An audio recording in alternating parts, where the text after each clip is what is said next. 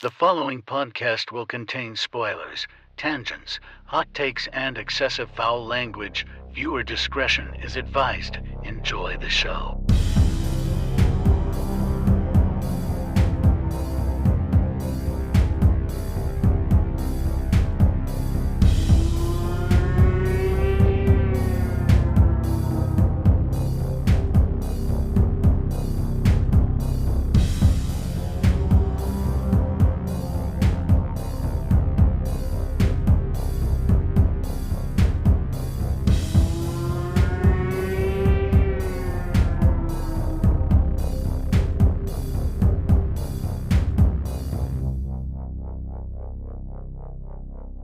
Greetings, horror fans, and welcome to episode 331 of Frightmares. I'm your host, Austin Proctor, and joining me today for 2006's Hatchet is Cory Johnson. Hey, yo. Oh, man. You know, it's crazy. I was looking over the episodes for the year, and this is only the second slasher we've done. The previous slasher we did was Jason Goes to Hell from 1993. So, it's interesting. Usually, I feel like we do more slashers than this, but hey, it is what it is, you know? I mean, but the theming for this year has been so very, locked in that there's such a broader range of things to do than just slashers. That's true. That honestly make a little bit, do we love slashers? Sure. Yes, of course we do. Yeah, but there are other movies that define the years more than the slashers that come out that year. I just thought it was so funny. Yeah, I was looking through and I'm like, okay, you know, we did Jason Goes to Hell, and I mean, I guess technically Psycho Cop was a slasher, but that was a bonus episode.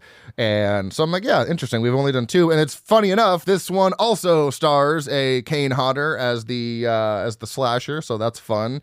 Big old burly man slashing the fuck out of people. So this movie for me, this one came out in the mid 2000s, and it's one that I was actually introduced to fairly recently after it came out. I was in my senior year, so actually probably right around the time it did come out, because even though it says it's 2006, it didn't get a limited run in the theaters until 2007, and that's when I was in my senior year, 2007 to 2008.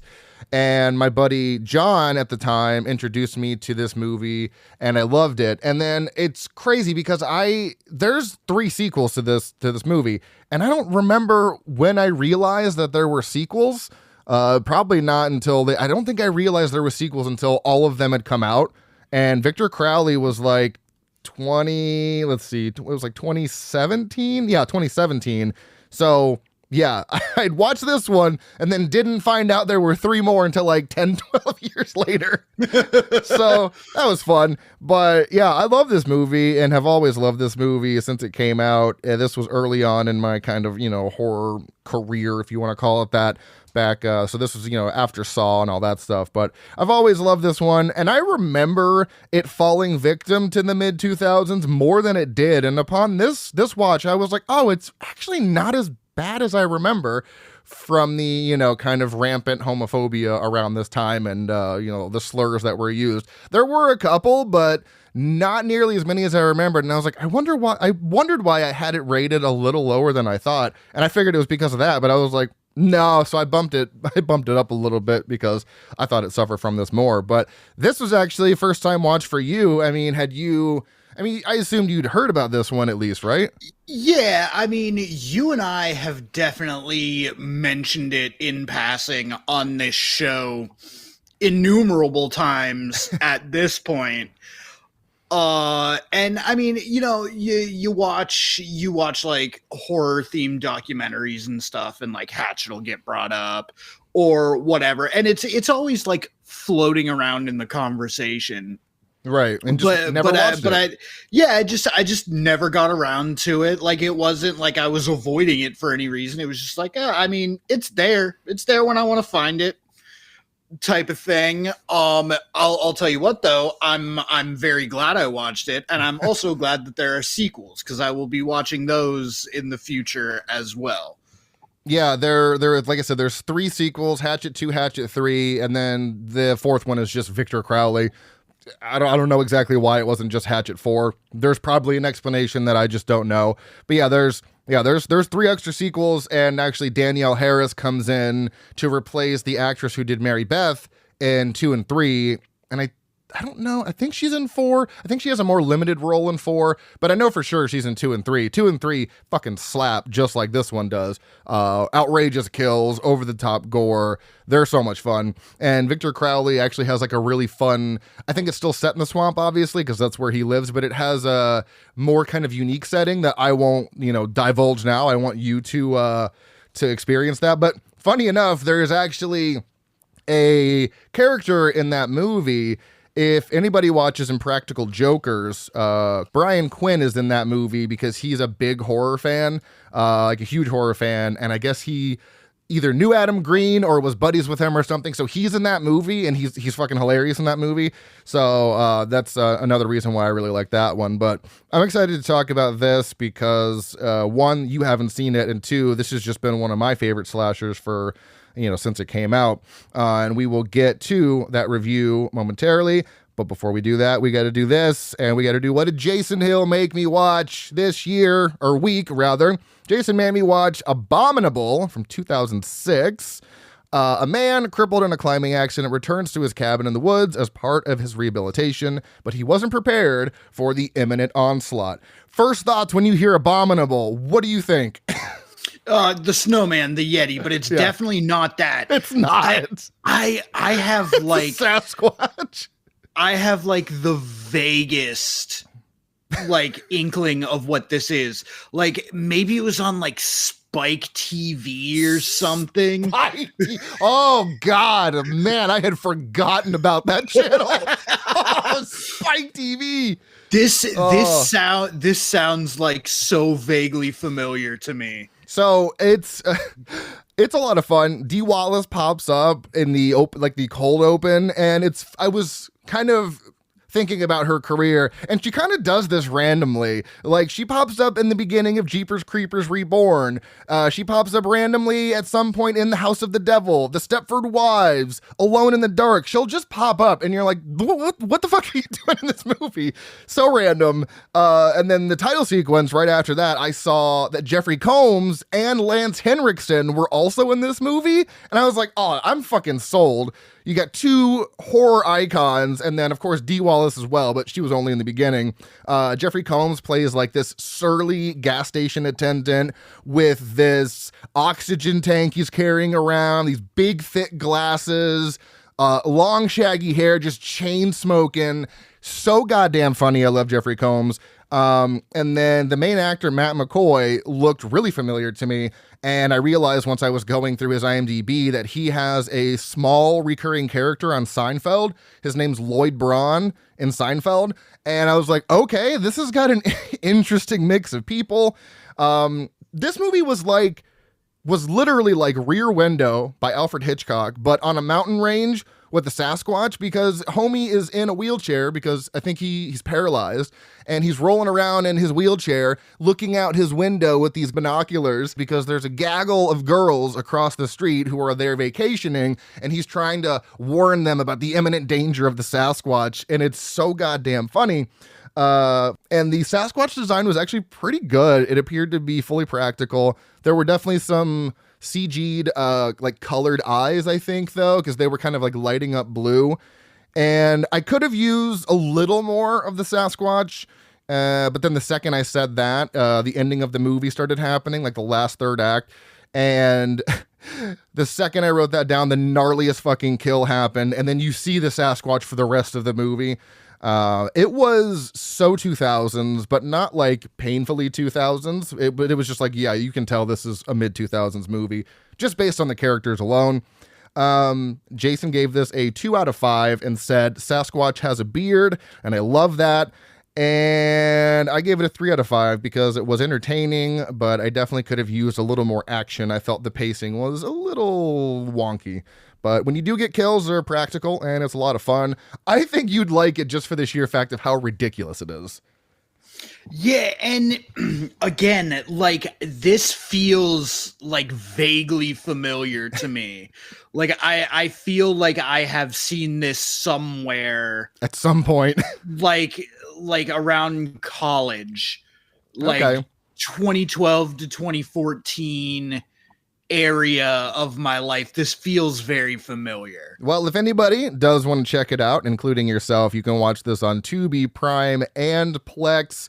It is only 94 minutes, so you're talking an hour and a half with, without credits. So, once again, that is Abominable from 2006. Jason says, check it out. You'll probably hate it. You'll probably hate it. Perfect. Thanks, Jason. Let's go to the highest grossing movies and Oscar winners of the year. Highest grossing movie was Pirates of the Caribbean, Dead Man's Chest, bringing in $1.1 billion. And somehow that Davy Jones CG has held the test of time.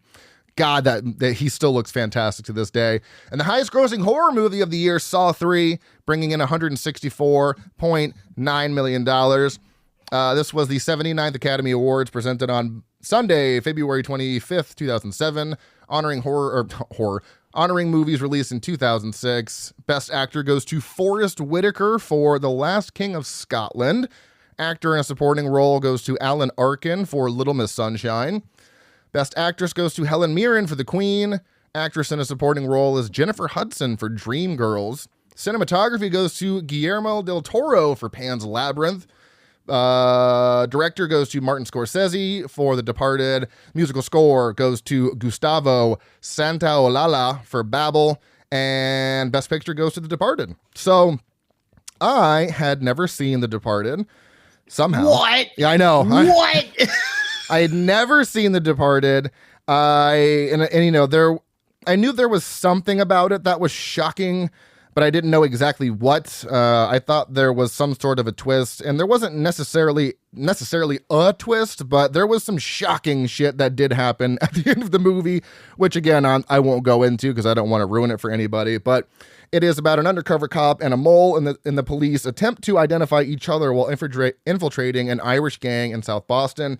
Dropping N-words and homophobic slurs right off the bat was a terrible start, but luckily that does not continue. It was really just the opening monologue that Jack Nicholson was doing.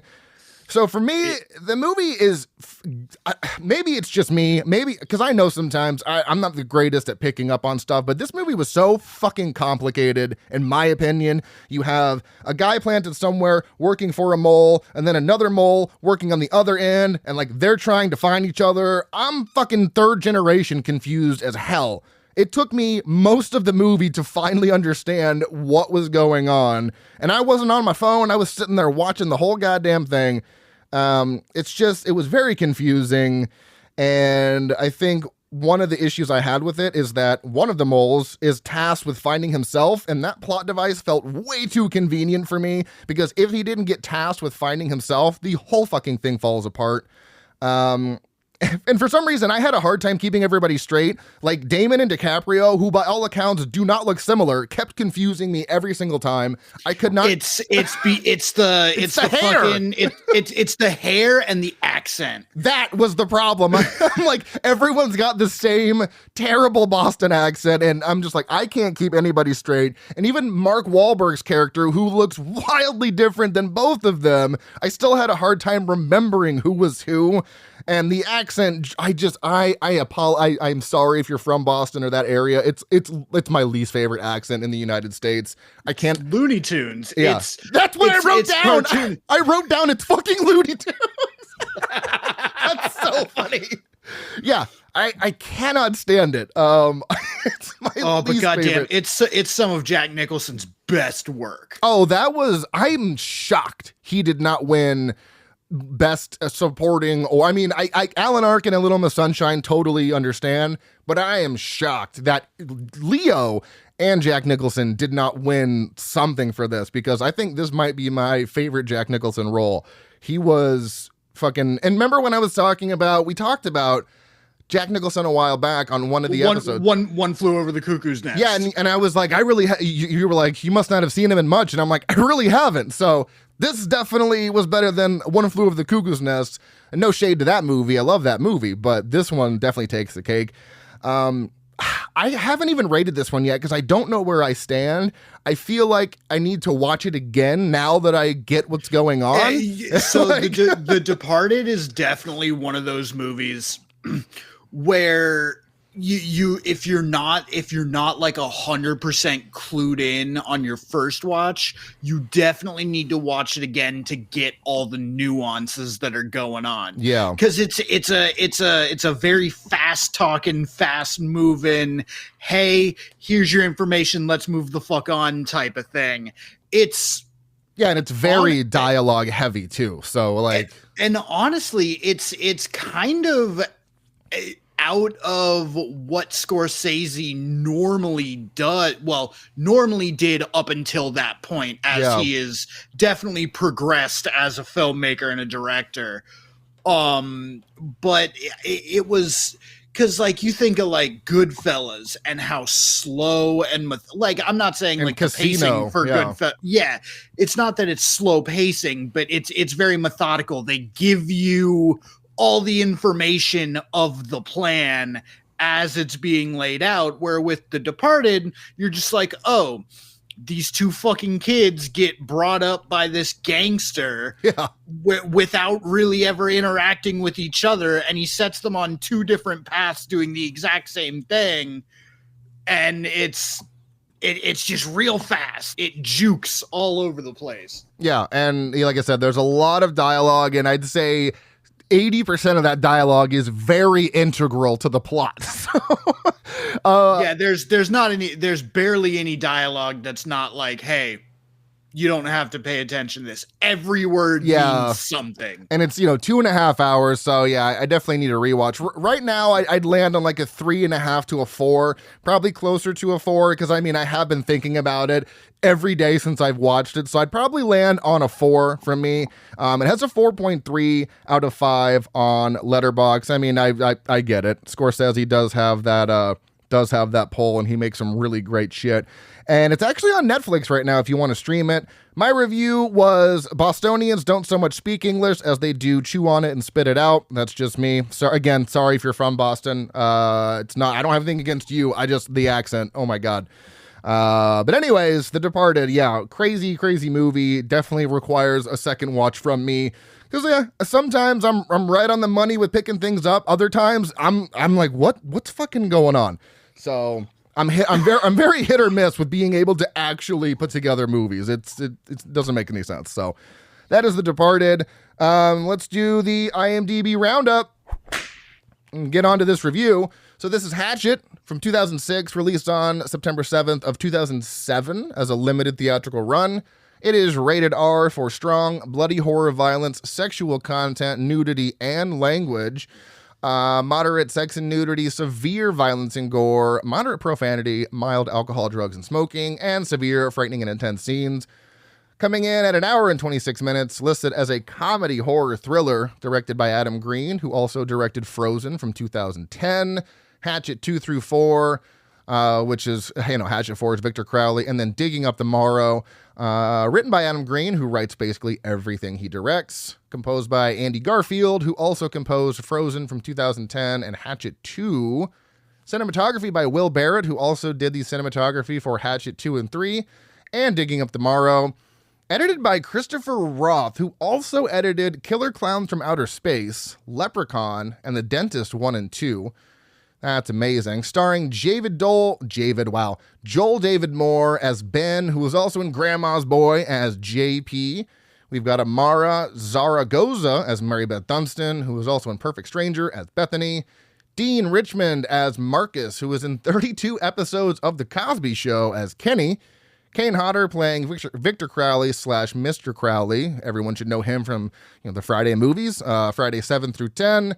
As Jason Voorhees, we've got Mercedes McNabb as Misty, who was in The Addams Family Values as Amanda Buckman. And Perry Shaw as Sean, who was in 331 episodes of General Hospital as Brad Cooper, and then Joel Murray as Doug Shapiro, who's also in Bloodsucking Bastards as Ted. Estimated budget of $1.5 million, only grossing $208.6 million or $6,000 because it was a limited theatrical run. Movie was filmed in Santa Clarita, California, and New Orleans, Louisiana. You can watch this on Tubi and Plex. Movies that came out around the same time, we've got Daddy Day Camp, Rush Hour 3, Stardust, Death at a Funeral. Let's see here. I'm doing this on the flow. Oh, Superbad also came out around that time. God damn, this is when I was working at the movies. Balls of Fury, Death Sentence, the 2007 Halloween, 3:10 to Yuma, Shoot 'em Up, Across the Universe, Mr. Woodcock. Oh my God. That's it. I don't have time to keep scrolling down here on my phone. Anyways, IMDb summary. When a group of tourists in New Orleans haunted swamp tour find themselves stranded in the wilderness, their evening of fun and spooks turn into a horrific nightmare. This is Hatchet.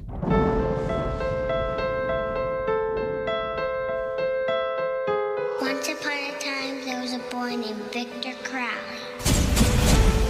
Folks weren't too kind to Victor, so he stayed hidden in his daddy's house, out in the bayou. One night, some mean children came to his house, and there was a bad fire. When his daddy chopped down the door to save him, he didn't know Victor was pressed against the other side. And poor Victor Crowley died. They say people disappear in those woods. And legend has it, if you get close enough to the old Crowley house at night, you can still hear Victor Crowley roaming in the woods, crying for his dad.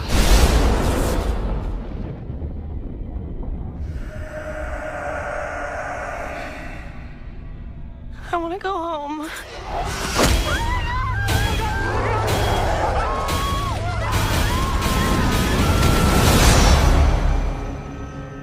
We're all gonna die.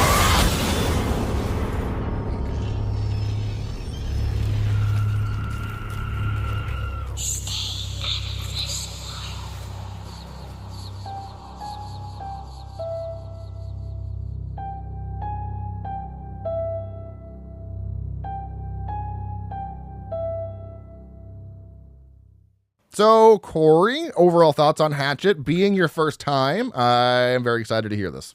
So my overall thoughts on this movie is it is seriously unserious, and it is so self-aware of itself that even the movie itself is now in on the joke. It's not just like the viewers are in on the joke, like the viewers and the movie together are in on its own joke.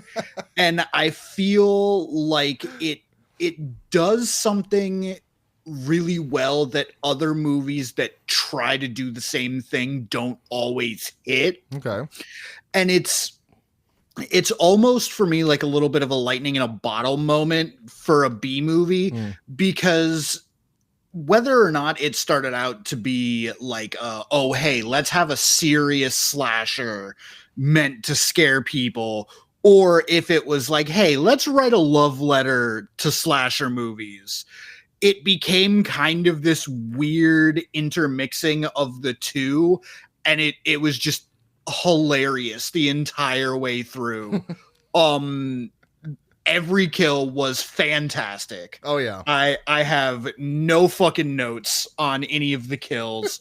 And the cast, like, normally you get some people I'm like, man, I fucking hate all these people.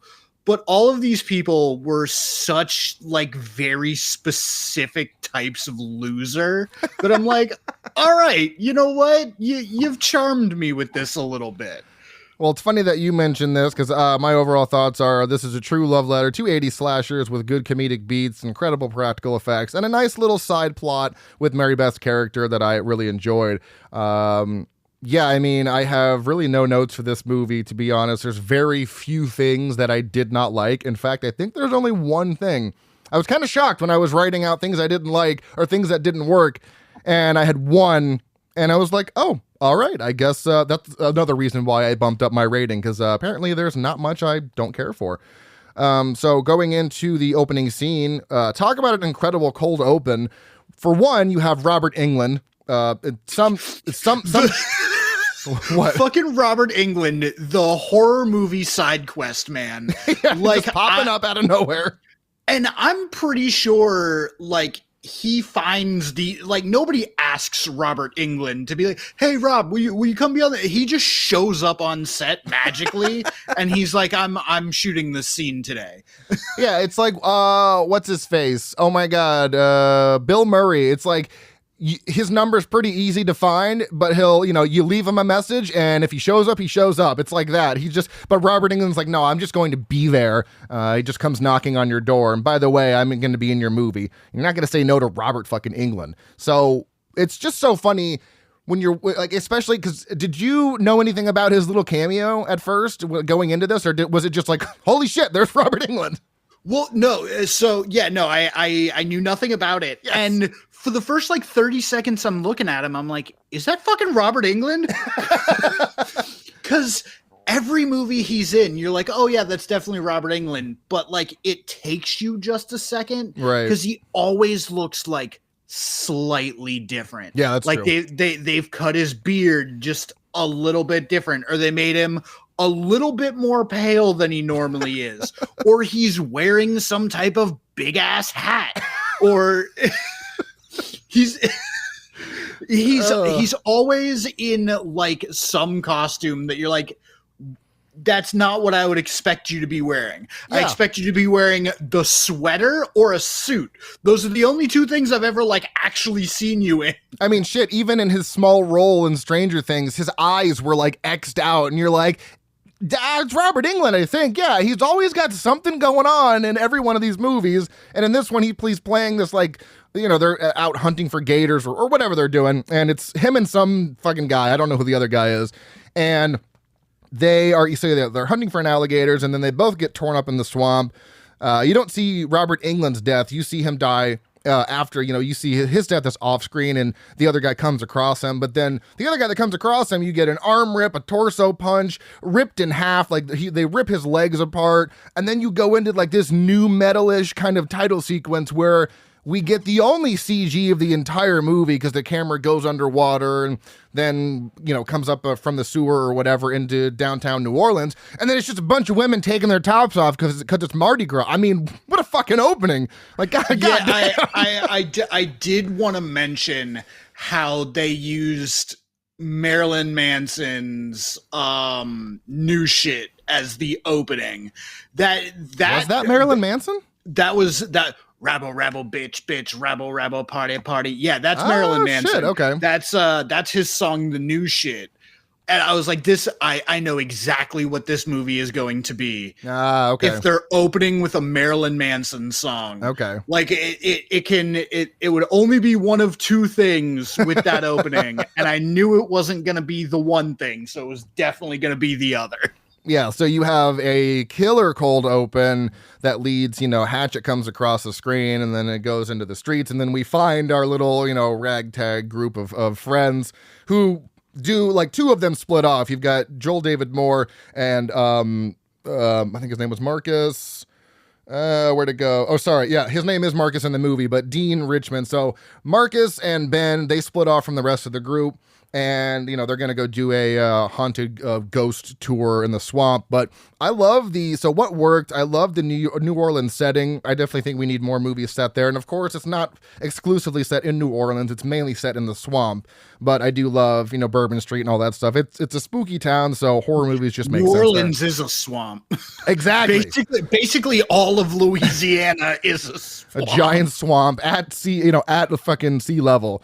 So, and then you get a second cameo right after they go. So they're going on their haunted tour search and they go to this place. And then Tony Todd pops up playing one of the guys who used to do like a Haunted Nights tour, and it was so fucking perfect. He's got this deep growly voice, and he goes on about this story about this guy who sued him, and the guys were like, what, did he get bit by a gator? He's like, no, he slipped and fell and then sued me for negligence, and I'm fucking dying laughing because that's hilarious. You're expecting this tragic story of some guy dying, but no, he just slipped and hurt himself. I thought that was hilarious. And then he refers them down to someone else who we'll get to, that was his second tour ever. Fucking hilarious. Something I enjoyed though, and I'd love to get your take on this because we don't always bring this up on every episode because I don't know, sometimes it's just not, it's just not really pertinent, but the dialogue. I love the dialogue. It felt very genuine. It felt very much like a conversation I would have with my friends. It was quippy. It was kind of, funny. It doesn't really feel like a B movie. It felt like, and that's what I like about Adam Green. Most of his movies are like that. His dialogue is very well written. Outside of some choice phrases and slurs and such like that, I thought the dialogue was great, but I want to know what you thought about the dialogue. So it's interesting because there are certain character interactions where I'm like, oh, I really like this dialogue. And then there are certain character dialogues where I'm like, I mean, all right. Okay. You're cannon fodder. I get it. Ben and Marcus are hilarious together. Right. They have a great chemistry. I also love the chemistry between Jim and his wife and the tour guide. Jim and Shannon, yeah. Yeah, Jim and Shannon. Which by the way, Jim is the guy that I was talking about. Oh, okay. Yeah, so both that guy and Tony Todd are in a movie that I've seen like a few times this year. Okay. It's called A Man from Earth. I've told you to watch it a bunch of times. Oh, yeah, okay. It's on Tubi. I told Kyle to watch it yesterday too. But yeah, so their interactions are great, but the two girls and their interactions with everyone else is lackluster at best. Okay. And then Shapiro he's just a nothing. Like he really is such a nothing character.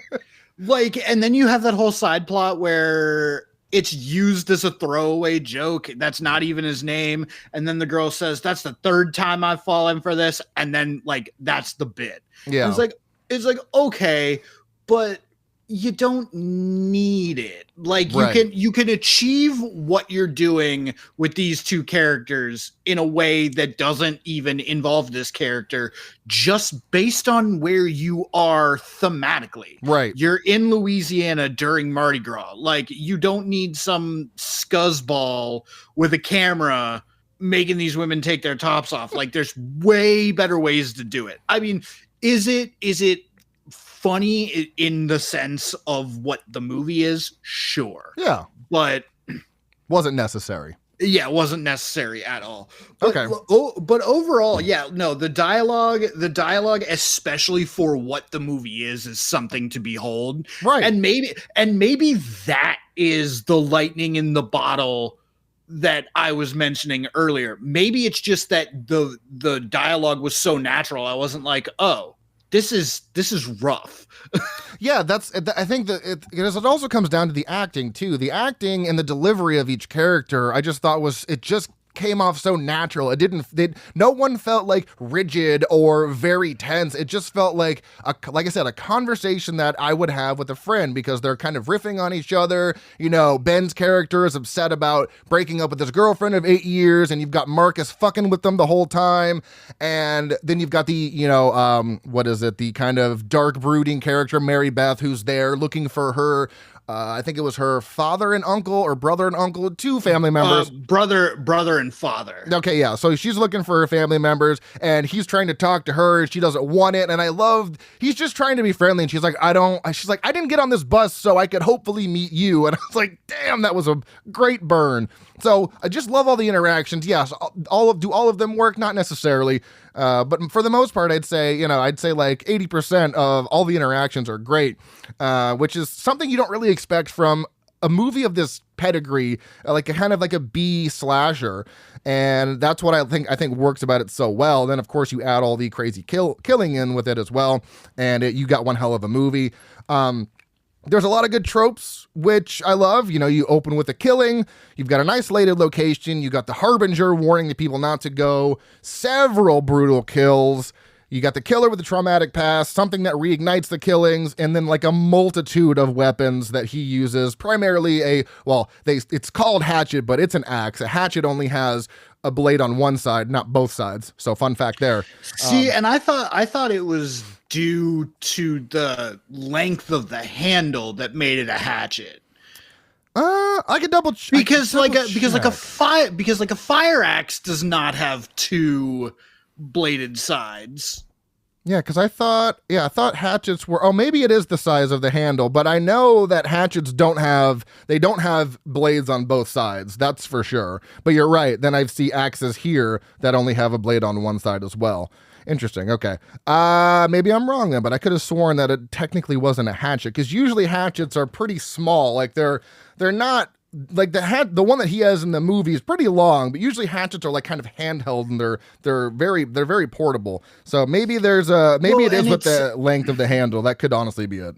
Well, I think it's called Hatchet because he got hit in the face with a hatchet by his dad. He did, yeah. Not the wet, because he also uses a chainsaw and a tree and some, I think like the side of a building. Somebody gets smacked on the corner of something. Mm-hmm.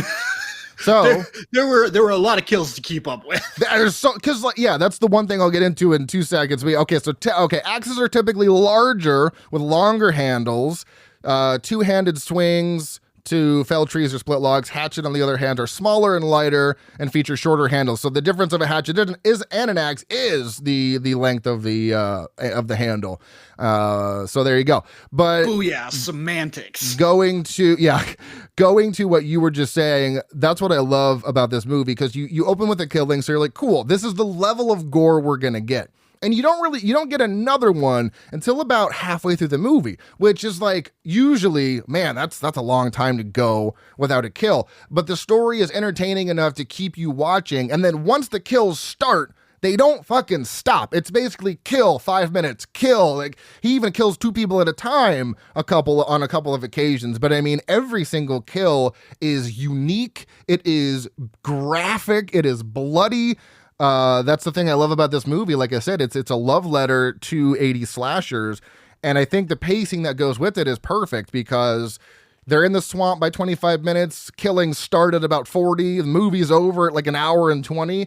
It's a nice in and out slasher with a fun enough story and brutal killings that you just don't see it around this time with slasher movies, for sure. So I think, I don't know, how did the pacing work for you? Did you find it to be pretty quick? So the pacing was totally fine for me. Now, again, I did like halfway through, I was worried about my timing. So I did bump up the speed just a little bit, so that might have helped the pacing ever so slightly. That just offsets the commercial, since you watched it on YouTube. You're fine. I think you're perfect. Yeah, and see, so the one thing that, and maybe it was just I watched it on Tubi, and their quality isn't always known to be the best. It looked, number one, it looked very soundstagey. Interesting. Like okay. Every time they would transition into like a new location where like the entire group would be standing or something, just the way things were lit, it looked like they would do like an old Hollywood soundstage swamp. And the lighting was just in certain places not that great. Yeah, that's fair. So I would be like, damn, this is really funny what's going on, but I can't see it. Oh, true. So yeah. it wasn't even like pacing. It was more of just like I would get slightly taken out of it just by like all the exterior shots they were doing. Yeah, they definitely had at some points a big, large overhead light that I know they were using, because it was very obvious in a few scenes. But yeah, I could totally understand that, especially on a budget of 1.5 million. with all the practical effects they did, lighting. Yeah, that's where all the budget went. Yeah, so they obviously had to put a lot of the budget into the practical effects. So some other things can kind of not really fall by the wayside, but some other things might not be the best. Like lighting is something that is, as someone who's done one short movie, is like, oh my God, I couldn't imagine doing this for an entire movie. Lighting is probably the hardest element of shooting a film, at least in my opinion. And so especially when you're outside too, it can be a little harder to light things, because you want to give it a natural, especially at night, you want to give it like a natural kind of moon glow and not just have it so obvious, like you just have a fucking light pointing at the actors. So that's something that definitely, I'd say, lacked a little bit, was the lighting. But camera work, I mean, everything else was just so well done. Even some bits of the story, like I think the reveal of Sean only having done one tour, he moved down from Detroit. He's like, this is my second tour. The boat breaks down. He's like, the boat didn't break down the first night. And then you've got Mary Beth looking for the family. And then, we find out that it's the two guys from the beginning of the movie. She's got a gun. And then that leads right into the lore dump of Victor Crowley. It's got a pretty fucking good story. I mean, it's a very typical slasher backstory. It's almost very similar to The Burning, where the guy in The Burning literally gets burned to death and then comes back for vengeance. It's kind of like the same thing. So I don't really care about the origin of the slasher. That's not what's important, in my opinion. It's the killings that we're here for. It's a slasher movie. So some of it's basic, but a lot of the plot I think is very well done, especially, again, for what we're getting. So many parts of this movie I feel are just so much better than your typical slasher.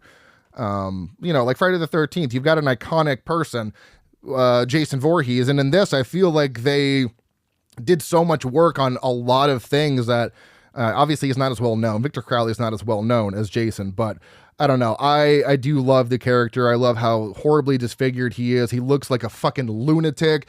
He's also he's completely different than Jason. This guy is running around and he's very frantic and not well. Yeah.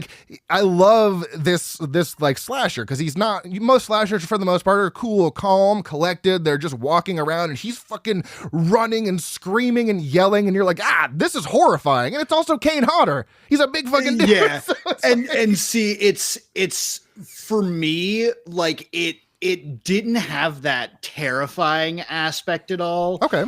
And this is just purely because of my experience with horror and listening to all the interviews that Kane Hodder has done and seeing what he does for the horror community. Right. And knowing that he's just a big fucking softie. He's such a teddy bear. I'm like, Victor Crowley would be Kane Hodder's Make-A-Wish kid. Right. Yeah. So it was just a little bit more comedic to me, because I'm like, Victor Crowley is almost cartoonish. Oh yeah. So he's more like, I hesitate to say sinister. He's more like a menace. It's very menacing, right. Less scary, because he's coming at you with such violence. Like it's like, ooh, this is like you mean me harm. Yeah, and I should rephrase this. It's terrifying if you put yourself in the perspective of the characters, because it's this giant guy running like a lunatic. When I'm watching it, though, I feel like it's almost played for laughs, because it is kind of cartoony. He's just running and yelling, and he's like twitching and moving, and you're like, this is hilarious. His face, I don't know if you've seen this movie, but his face reminds me of Eric Stoltz from The Mask. Oh, yeah. Okay. I know exactly what you're talking about. Okay. Yeah. And it feels like a complete inverse of normal slashers, like I've mentioned, just because of how frantic he is. I mean, don't get me wrong. You've got, people like Chucky and Freddy who have much more of a character about them. They're talking, they're doing things, they're funny. But when you talk about Jason or Michael and they're just kind of walking around, doing a little stabbing here and there, having fun with their kills, and you got this guy fucking coming out of bushes with a belt sander, a gas-powered belt sander, and having a blast with it. It's just... it's a belt sander. I thought it was a chainsaw that they just angled the camera so perfectly that you couldn't see the actual. It was a blade. It was a gas powered belt sander. Oh, that's even more metal. Yeah. Okay. Just wait till you get to Hatchet too. Some of the shit that they use in that movie is just so ludicrous. But yeah, it's Victor Crowley is such a fun slasher guy because it's, you know, when it's just like Jason Voorhees too, right? Victor Crowley died when he was a kid, but now when they're seeing him, he's this big, huge thing, just like Jason. Jason died as a kid, and then he comes back as this big, hulking thing. So it's really funny. Why is he so much bigger than he was when he died? But he's also, you get the sense from Victor Crowley, he's confused. He's looking for his dad. He's sad. He's kind of hopeless. And it's almost kind of a somber story because Victor Crowley's dad died of, they say he died of a broken heart because his son was his world and everyone made fun of him and he didn't take to that kindly, of course. So it's kind of like a sad story almost about what happened to his dad. And I just love the character itself. And he does go through over the movies because in this movie, not gonna lie, he looks kind of wonky. The face is very strange, and I get it, he's deformed, but by the time Victor Crowley comes around, he's got this just absolutely menacing fucking look because it progresses over time. It's not the same exact thing, but I love the progression of his face as the movies go on because, man, it gets so good. And then I think by Victor Crowley, the sound effects that they're using for him growling and stuff are like bear noises, so it's much more menacing than the first one. But yeah, I love the character. I love the backstory, even though it's pretty basic. And something else that I think that worked too is the group coming up with a plan. Like, oh, I saw gas cans. Let's go get those. Let's set them on fire again. Like just how he died. Doesn't work. And I lose it every time they set him on fire and then the rain just starts pouring and they're like, you gotta be fucking kidding me. That was and so then it immediately funny. stops after he goes out. I was like, that's my favorite joke of the movie. So good. That's the joke right there. So before we mention the ending, is there anything else you wanted to touch on stuff that worked for you? I mean, we pretty much we covered it all. Like my favorite part about this movie were the kills. Yeah. Like, and I'm just gonna say this now. I do not have a favorite kill because it's hard. Every kill hits so different. Mm-hmm. Like you've got Jim's wife getting her head torn in half. You've got all the dismemberments, all the slammings into trees. The belt sander, they're all so good and they're all so different. Like I don't think a single kill gets recycled in the movie. Nope. I mean, he does use a shovel for 2 kills, but I mean, one, he takes a shovel and pops off Sean's head, and then he picks up one of the girls and then throws her down on top of it. So he's using the same tool, but 2 different ways. So yeah. So it's not how like Jason is gonna stab 6 people through the chest before he gets whatever iconic weapon of the movie he's getting. Yeah, and for a movie that's called Hatchet, I think he only uses that I think he only uses the hatchet on Jim because he splits him in half with the hatchet and then he rips open one face. There's 2 shovel kills. There's a belt sander used. I'm pretty sure he uses the hatchet like once or twice, which I love because you're like, oh, the movie's called Hatchet. He's going to kill everyone with the hatchet. And then he doesn't. And you're like, oh shit, this is great. The hatchet is the why, not right, the how. Exactly.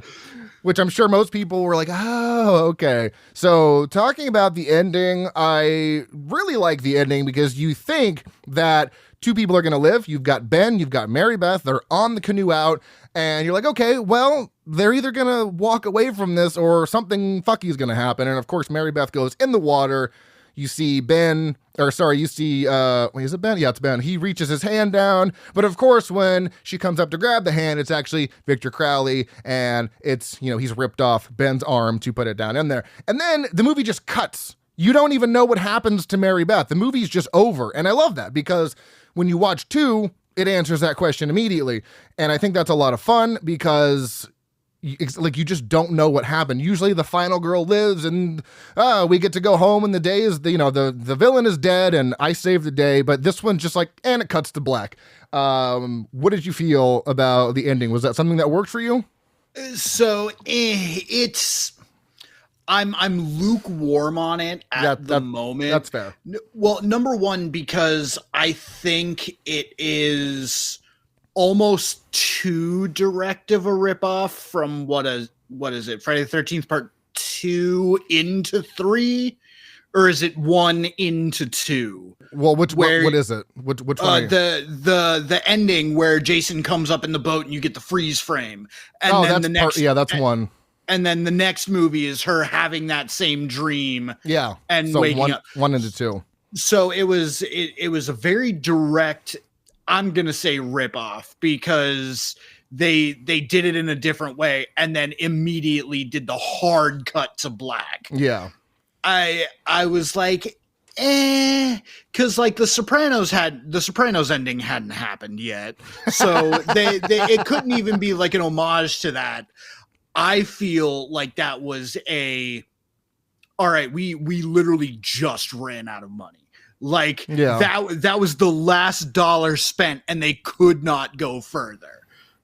Yeah, that's fair. When you watch all the other ones, it'll make more sense. And I'm pretty sure they did that because they weren't, Adam Green made this. I'm not sure if he knew. I doubt he was like, oh, there's going to be 3 more of these. I think he ended it in a way that was up in the air, so where he could continue it, but that it could also be the last one. So when you see 2, it'll make more sense. Just get ready for the jarring difference in character, because that person is now going to be Danielle Harris. So anything else that you... Oh, I already asked you that. So that's all for what worked. Like I said, I only have one thing that didn't fully work. And at first I had wrote down because I wrote this down preemptively, but I thought there was going to be a lot more of that 2000s dialogue, which there really wasn't. So the only thing that really didn't work for me was, the whole side bit with Shapiro and the 2 girls.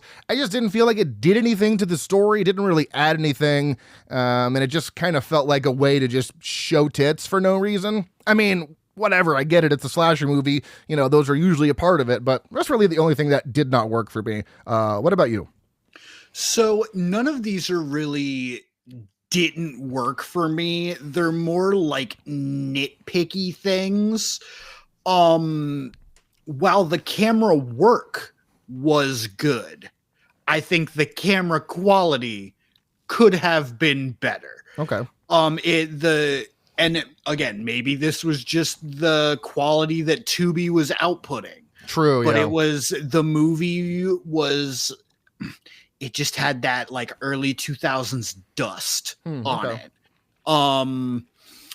I also would have liked just a little bit more of Victor Crowley. Okay. Either a little bit more like not even the backstory, but more playing out of the backstory, because it was like 45 seconds. Like, give me like 2 minutes of it at least. Well, I've got some great news for you. There's a lot more Crowley in the sequels, and there's some backstory as well. So, and I was about to say, give us Victor Crowley, the actual villain, like 8 minutes earlier. Yeah. Well, like, I just wanted a little bit more time with him, because he's a cool villain. Also, Victor Crowley is a fucking awesome name. It's so like good. It's one of the, like, it should be up in the like horror movie names, because you like it really should. Jason Voorhees is dope. Freddy Krueger is dope. Michael Myers, it's okay. But Victor Crowley, like, like Victor Crowley is killing people with an axe, like, guaranteed. Yeah, it's a really good name. I totally agree. Was that all? Yeah, that's pretty much it. And like you said, there is a little bit of that airheaded 2000-ness in some of the dialogue, but it's not even enough. Like, it's just enough to comment on it, right? But not enough to be like, oh, that was a problem. Yeah, this was a problem. This is going to affect my rating. Like, I hate this time period. Yeah, that's how I felt about it. So, I just don't know how the Hatchet movies are received in the horror community, because yes, there are a lot of people that love them, but the ratings really say otherwise. They're not great of ratings, so I have no idea how hot this is, but my favorite Hatchet is 3. I don't know. Again, I don't know how hot this is, but I love Hatchet 3. I think that is the best one out of the series. The first one is great. I love the first one, but there's something about 3 that is just so fucking good. So I don't know. That's my hot take. I don't know how hot it is. Anything for you on that? Victor Crowley is the fucking baddest name ever. No, that's not. So I had to go on Letterboxd to look at the rating to see if my take would be hot or not. Just because you said, because of a few things you said, I think the ratings are based on people that just don't get the fucking joke. Oh, okay. That's totally fair. Yeah. There's enough there of the people that do get it to kind of bring it up to the middle, but yeah, I think a lot of people just aren't getting the bit. That's totally, yeah, because totally Hatchet accurate. 1 has a 2.8. Yeah, it's low. It's low. Yeah, like I didn't even look at the rating until just now, but like that's low. That's low. Yeah, that's low. Hooked for me was right off the bat with that cold open. It's just one of those movies, like, if that doesn't hook you in, this movie's probably not going to be for you. So what about you? So I had a double hooked moment. Oh, okay. Well, man, I'm gonna say a triple hooked moment. Oh my god. Okay. Fucking hit me with it. The cold open with the 2 deaths. Perfect, yeah. Great, awesome. And then they hit you with the Marilyn Manson song right afterwards. And I'm like, all right, fucking let's go. And then when they get on the boat and they show you how shitty this is wood on pontoons with an engine. This is the like it felt like the Universal Jaws boat felt like to ride. All right, so triple hooked moment. That might be a Frightmare's first. I love that. Lost for me, I'm never lost. I enjoyed this movie from beginning to end. I know you had mentioned kind of those micro moments with the lighting and the camera, but was there ever? Yeah, and it wasn't even like it took me out of the movie. Like I was still invested in the movie. It made me falter on how into it I was. Okay. Got you.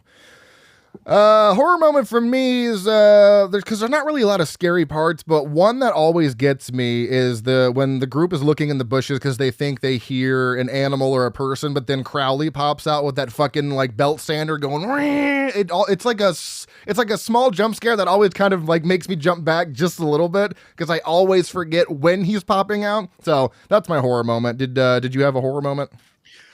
So. It's not a horror moment. It's a result of a scary moment that the characters went through. Okay, I love it. Marcus being up in the tree was fucking amazing. Because he's like, no, I'm not coming down. No. And he's like 12 feet in the air, and then he just falls when he tries to get down. Yeah. Good. Absolute peak.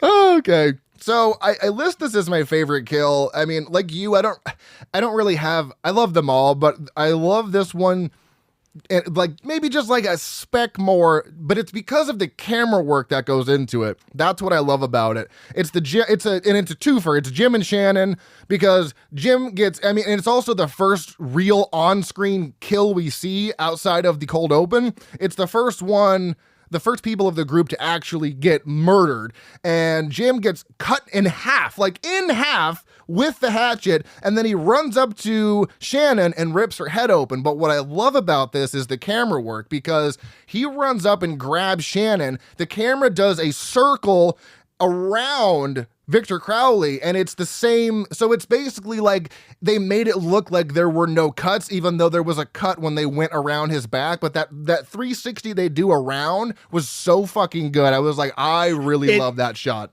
It did feel very like Mortal Kombat-esque. Yeah, Like, I mean, I was watching a fatality go down.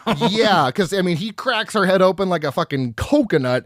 It was so great. I know you said you didn't have a favorite one, but is there? I don't know. Did you want to highlight one maybe? It would probably be Shannon, Yeah, it's or Sharon, so good. Whatever her name is. Yeah, Just because not only does it get split open, he then takes like a brief extra half second to stretch it. Yeah. Like splits her head in half and then splits it open like an extra foot.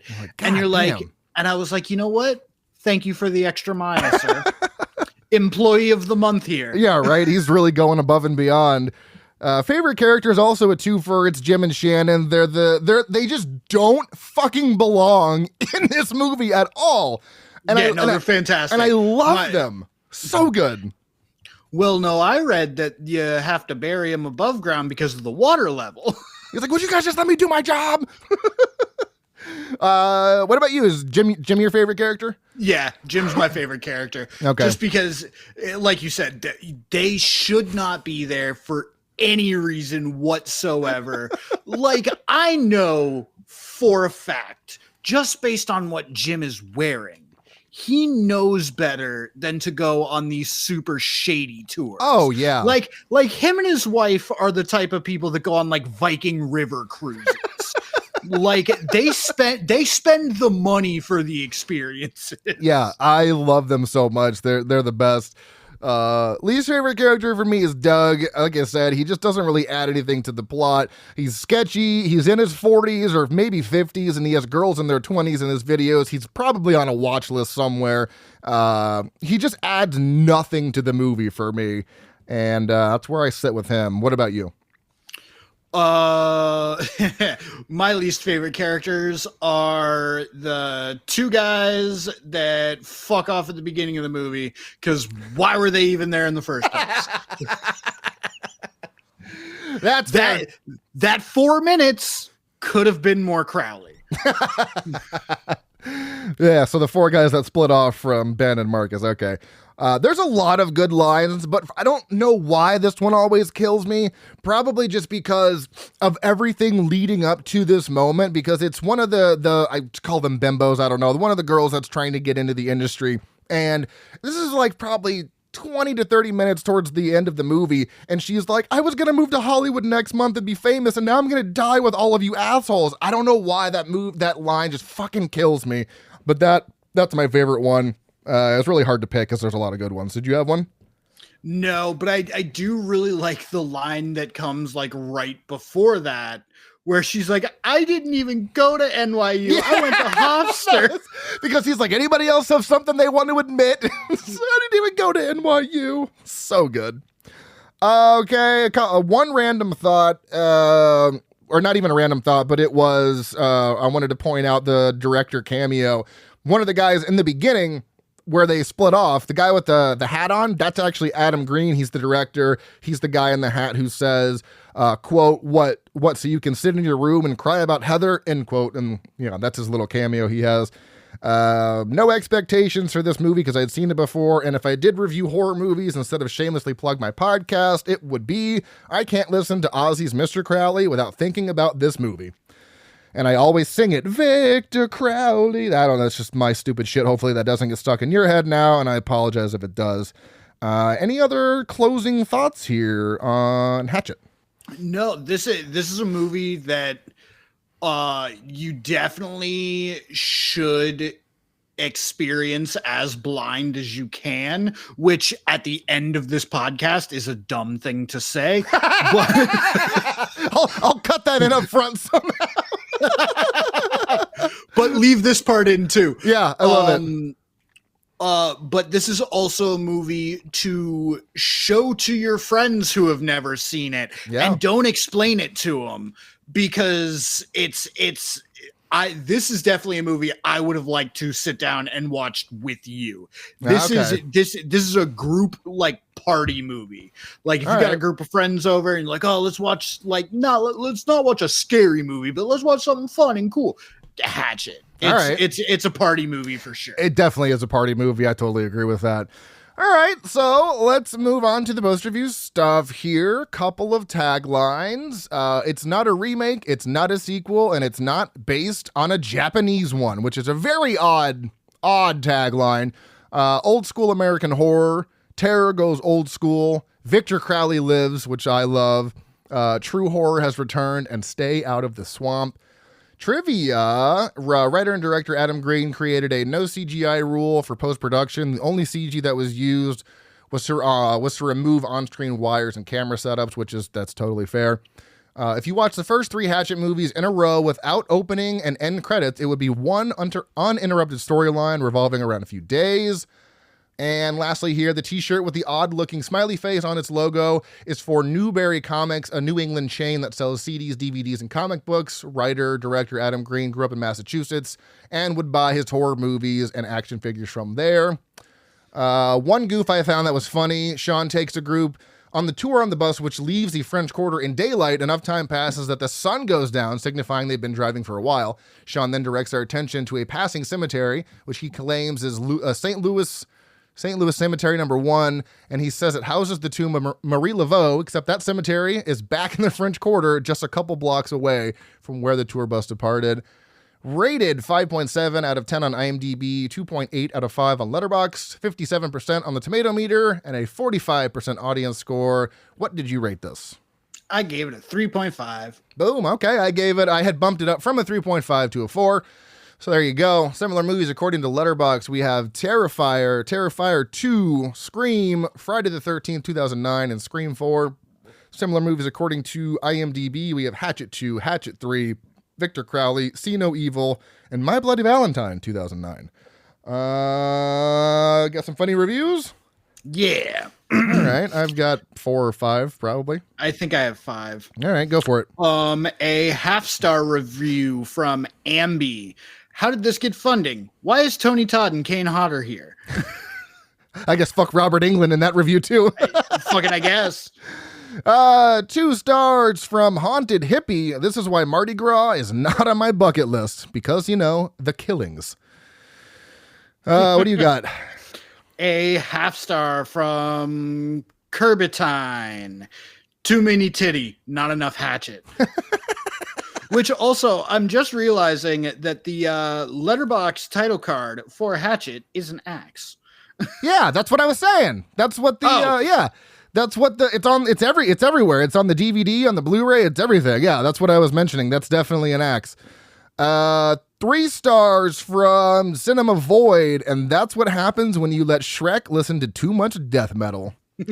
What are you doing in my swamp? A 5-star and a heart from Rob Carter, who is a pro member. Dumb as hell, no notes. Love it. 4 stars from Brad. Give me those insert shots of blood splashing against a tree all day, every day. Oh, shit. A 5-star and a heart from Max. Fuck yeah, man. We are so back. 2 stars from Mason Kaiser, still holding out for the exciting twist where the gator was the killer all along. And you're telling me those gators weren't CGI? Correct. Interesting. Yeah. Interesting. A 5-star from Jamie. He's got 6 A's in his name. Wow. Crowley fucks. All right, and lastly for me here, for 3 stars from Caleb. After watching this, I will now and forever be staying away from hatchets, boats, swamps, boats and swamps, the city of New Orleans, and men. Oh, goodness. Let's see here. If you enjoy the show, please rate and review on your favorite podcast app of choice. Follow us on Facebook, Instagram, TikTok, Slasher, Blue Sky, Threads, and YouTube at frightmarespodcast. Our email is stayspooky@outlook.com. You can also follow me personally on Letterboxd at Dr. Proctor. You are... Frightmare's Cory. Boo, yeah. Be sure to follow our sister podcast, The Shameless Pictures Show, and also check out the Dead-Eyed Millennial podcast as well. 2 shows I edit. Next week, my buddy Derek and I will be doing Paranormal Activity from 2007. Until next week, stay tuned and Stay spooky.